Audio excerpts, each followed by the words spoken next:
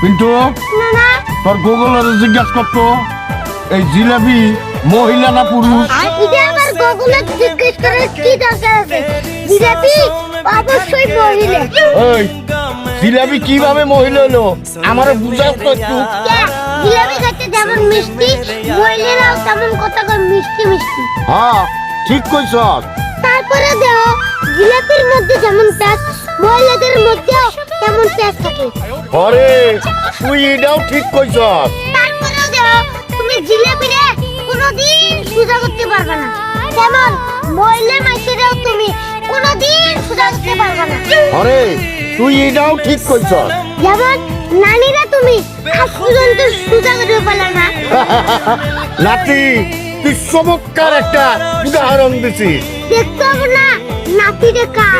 তুই আমার নাতি, থ্যাংক ইউ। না থ্যাংক ইউ না দিয়ে 20টা টাকা দাও। এ হুমদি কয় কি রে?